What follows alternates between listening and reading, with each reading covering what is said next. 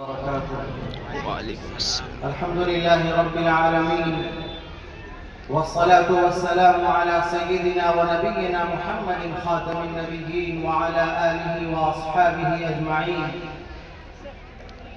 قال الله تبارك وتعالى في القرآن الكريم: أعوذ بالله من الشيطان الرجيم، بسم الله الرحمن الرحيم. اقرأ باسم ربك الذي خلق، خلق الإنسان من علق، اقرأ وربك الأكرم الذي علم بالقلم، علم الإنسان ما لم يعلم. صدق الله العظيم.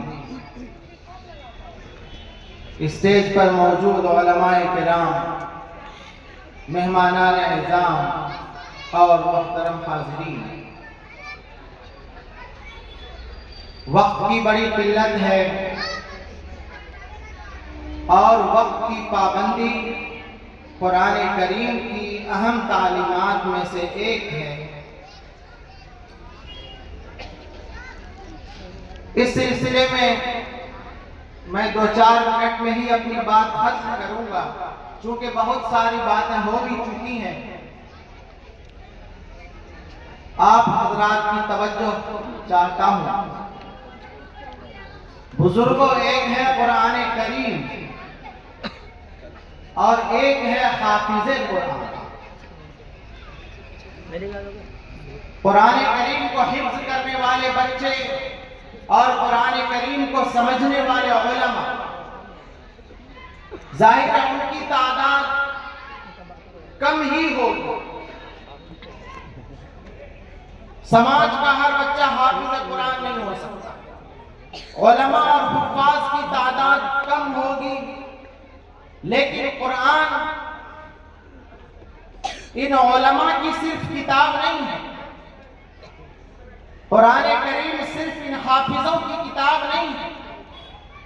یہ مدرسے میں پڑھانے والے علماء اور مسجدوں کے ائمہ کی صرف کتاب نہیں ہے۔ جس طرح سے اللہ رب العالمین ہے، ہمارے پیغمبر رحمت للعالمین ہے، اسی طرح قرآن کریم ذکر للعالمین، نذیر للعالمین۔ اللہ تعالیٰ صرف مسلمانوں کا خدا نہیں ہے، اللہ تعالیٰ پوری کائنات کا رب ہے۔ ہمارے پیغمبر صرف مسلمانوں کے نبی نہیں ہیں، وہ ساری انسانیت کے لیے رحمت ہے۔ قرآن اسی طرح سے پوری انسانیت کے لیے رحمت ہے، پوری انسانیت کے لیے نصیحت کی چیز ہے۔ ہم ایمان والے بندوں کا تو ایمان ہے کہ قرآن اللہ کا وہ کلام ہے جس کی پیروی میں ہی پوری انسانیت کی کامیابی ہے۔ بزرگوں، یاد کیجئے ان ایام کو جب قرآن کریم نازل ہوا تھا۔ اللہ فرماتا ہے قرآن کریم میں: ظہر الفساد فی البر والبحر، کہ پوری کائنات میں فساد پھیلا ہوا تھا۔ قرآن کہتا ہے وَإِن كَانُوا مِن قَبْلُ لَفِي ضَلَالٍ مُبِينٍ، کہ جس وقت قرآن کریم نازل ہوا اس سے پہلے ساری انسانیت کھلی گمراہی میں تھی۔ کھلی گمراہی کا مطلب یہ ہے کہ انسانوں کے نہ عقیدے درست تھی، انسانوں کی نہ عبادتیں درست تھی، انسانوں کے نہ اخلاق درست تھے، انسانوں کے نہ معاملات درست تھے، ساری انسانیت کھلی گمراہی میں تھی۔ لیکن جب قرآن کریم کی آیت نازل ہوئی تو پہلی آیت میں نہ تو تذکرہ ہے ایمان کا، ایمان کا تذکرہ نہیں ہے اس میں۔ پہلی آیت میں تذکرہ نماز کا نہیں ہے، پہلی آیت میں تذکرہ روزے کا بھی نہیں ہے، زکوٰۃ کا بھی نہیں ہے، حج کا بھی نہیں ہے، تذکرہ ہے علم کا۔ ایک ہے دینی تعلیم اور ایک ہے دین کا فلسفہ تعلیم۔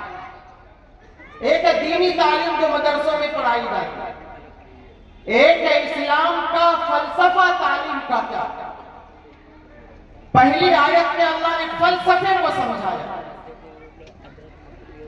کیا فلسفہ؟ اقرا پڑھی، کیا پڑھنا؟ جو پڑھنا ہے پڑھیں. بسم ربک الذی خلق، اپنے رب کے نام سے پڑھیے جس نے پیدا کیا انسان. یہ فلسفہ، یہ اسلام کا فلسفہ ہے تعلیم کا. اللہ تعالیٰ نے پہلی آیت میں پڑھنے کا حکم دے کر بتا دیا کہ اگلا دور، آنے والا زمانہ تعلیم کا زمانہ. اب جو زمانہ آئے گا آگے وہ تعلیم کا دور ہے. انقلاب جو دنیا میں آئے گا وہ تعلیم سے آئے گا، اور آیا وہ انقلاب.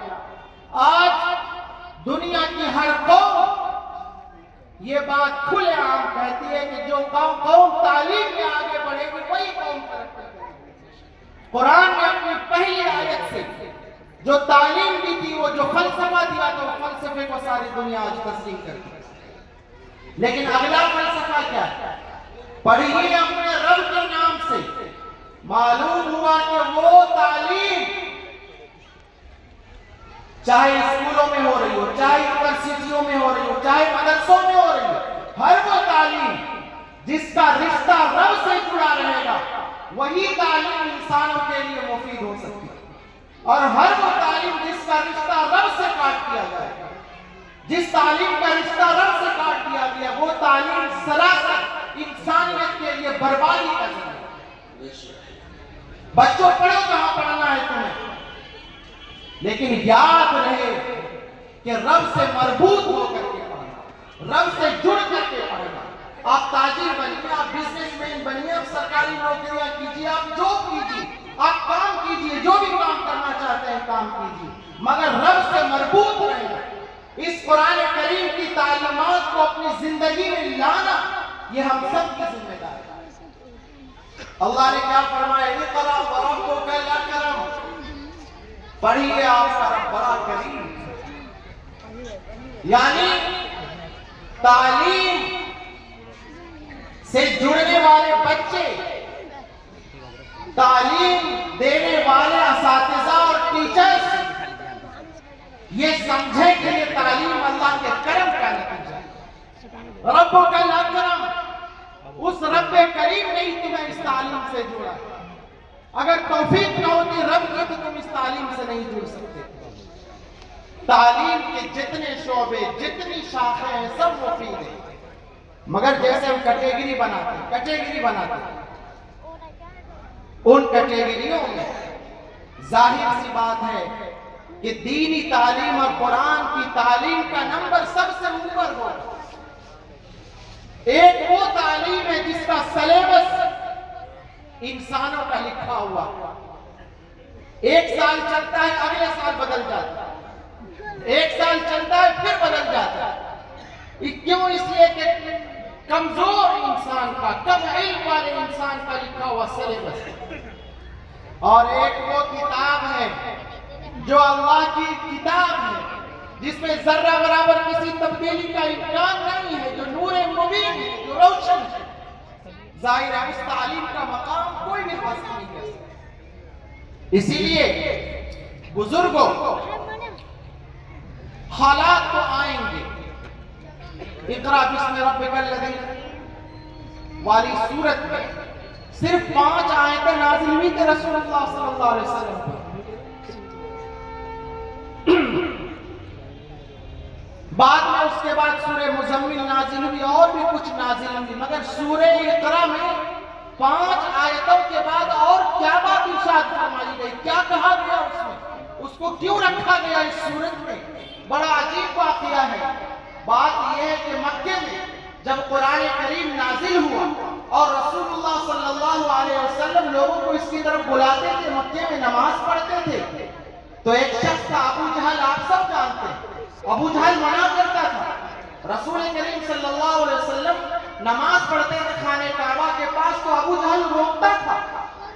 ایک دفعہ بولا کہ میں نے تم کو منع کیا تھا نا یہاں پر نماز پڑھنے سے. آپ علیہ السلام نے کہا تم کون ہوتے ہو مجھے روکنے والے؟ تو ابو جہل کہتا ہے، غرور میں کہتا ہے، اتحدثنی وانا اکبر الناس نادیا فی الوادی، تم مجھے دھمکی دیتے ہو؟ تم نہیں جانتے کہ اس پورے وادی وادی مکہ میں مجھ سے زیادہ جتھے والا، مجھ سے زیادہ اقتدار والا کوئی نہیں ہے۔ قرآن نے کہا اَرَأَيْتَ الَّذِي يَنْهَىٰ عَبْدًا إِذَا صَلَّىٰ، کیا نہیں دیکھتے ہو اس انسان کو جو روکتا ہے ایک بندے کو جب وہ نماز پڑھتا ہے؟ حضور کو روکنے والا ابو جہل، نماز پڑھنے سے روکنے والا۔ بہت سارے علاقوں میں نماز پڑھنے پر روکنے کا مسئلہ چونکہ آتا رہتا ہے، قرآن رہنمائی کرتا ہے۔ یہ شخص کہتا ہے کہ مکے میں مجھ سے زیادہ جتھے والا کوئی نہیں ہے، فَلْيَدْعُ نَادِيَهُ، یہ بلائے اپنے مجلس والے کو۔ اللہ تعالیٰ نے نماز پڑھنے پر جو اس نے دھمکی دی تو اللہ نے اس دھمکی کو نوٹ کیا کہ بلائے اپنے مجلس والے کو۔ سَنَدْعُ الزَّبَانِيَّ، ہم بھی جہنم کے فرشتوں کو بلاتے ہیں۔ کَلَّا لَا تُطِعْهُ، ان لوگوں کی بات نہیں ماننی۔ رسول کریم صلی اللہ علیہ وسلم کو نماز پڑھنے سے روکا گیا تھا، ابو جہل نے روکا تھا، اللہ نے اس کو نوٹ کیا تھا۔ دنیا والے آئیں گے ہمیں اسلام کے راستے میں، دین کے راستے میں، نماز کے راستے میں رکاوٹیں ڈالنے کے لیے آئیں گے، مگر اللہ تعالیٰ کا یہ فرمان یاد رکھنا، لا تطیعوا، کسی کی بات نہیں مانی جائے گی، صرف اللہ کی بات مانی جائے گی۔ واسجد واقترب، سجدہ ہوتا رہے گا اور اللہ کا قرب اور نزدیکی حاصل ہوتی رہے گی۔ بزرگوں، قرآن کے بارے میں کیا کہا جائے؟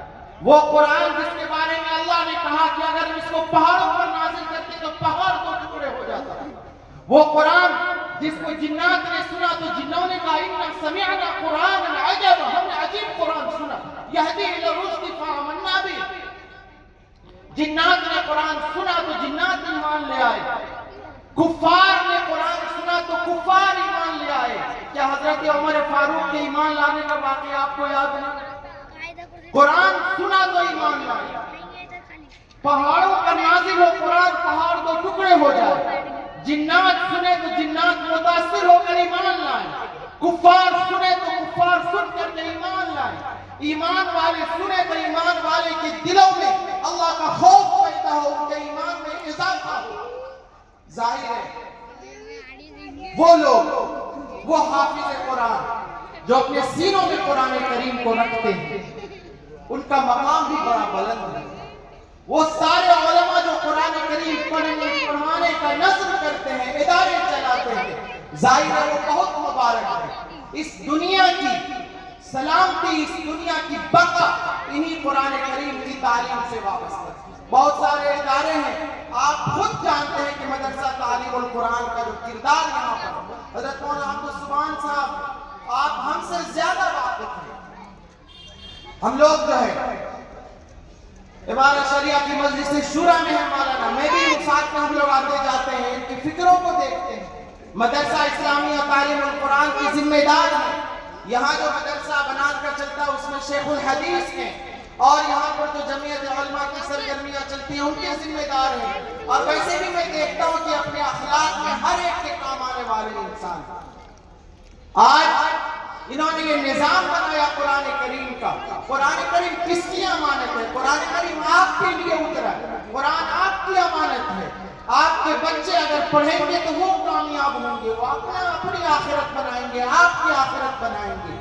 اس لیے بزرگوں، قرآن کریم جو فلسفہ لے کر آیا ہے، جو تعلیم کا فلسفہ لے کر آیا ہے، جو اخلاق کا فلسفہ لے کر آیا ہے، اس کو علماء کرام سے سمجھیے اور اس کو اپنی زندگی میں لانے کی کوشش کیجیے۔ ہم سے پہلے بھی مفتی احمد نادر صاحب نے، مولانا شمشاد الرحمانی صاحب نے توجہ دلائی کہ یہ امانت جو ہم تک پہنچی ہے، ایمان کی امانت، قرآن کریم کی امانت، اسلام کی امانت، اسلامی تہذیب کی امانت، ہماری ذمہ داری ہے کہ یہ امانت پورے ایمانداری کے ساتھ نئی نسلوں تک منتقل ہو جائے۔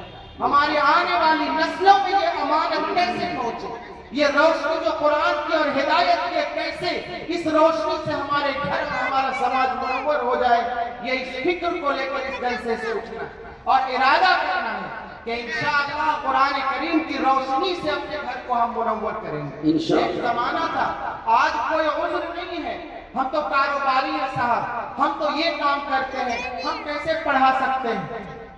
آج آن لائن کے ذریعے بھی پڑھ سکتے ہیں۔ آپ کس سے پڑھنا چاہتے ہیں؟ آپ کا حوصلہ ہونا چاہیے۔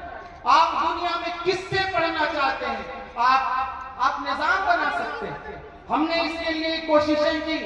الحمدللہ ہم نے لڑکیوں کے لیے آن لائن نظام بنایا اللہ پر بھروسہ کر کے. ماشاءاللہ ہندوستان کے ہر صوبے سے لڑکیاں جڑی ہوئی ہیں اور تعلیم حاصل کر رہی ہیں. ماشاءاللہ نظام چل رہا ہے. آج عذر نہیں ہے. میرے نظام میں دادیاں نانیاں پڑھ رہی ہیں ماشاءاللہ, اور وہ اول پوزیشن جو لائی وہ دادی ممبئی کی. تو میں یہ کہہ رہا ہوں کہ آج عذر بڑوں کو عذر نہیں ہے, اسکول میں پڑھنے والے لوگوں کو عذر نہیں ہے, گھر میں رہنے والی خواتین کو عذر نہیں ہے کہ وہ قرآن کی تعلیم نہیں حاصل کر سکتی. ہمت کریں گے, حوصلہ کریں گے, تلاش کریں گے تو آپ کو موقع ضرور ملے گا اور قرآن کی روشنی ہر گھر تک پہنچے گی. میں حضرت مولانا عبدالسبحان صاحب کو دل کی گہرائیوں سے مبارکباد دیتا ہوں اور دعا کرتا ہوں کہ یہ نظام ان کا خوب آگے بڑھے, پھلے پھولے اور اس کا فیضان پورے ہندوستان میں عام ہو جائے. یہاں کے بچوں کو اللہ تعالیٰ دین کا پاسبان اور دین کا ترجمان بنائے اور یہاں کے اساتذہ کو اللہ تبارک و تعالیٰ ایسا روشن سورج بنائے جس کی روشنی سے پورا چمن منور ہو جائے. میں اسی بات پر اپنی بات ختم کرتا ہوں. آخر دعوانا الحمدللہ رب العالمین.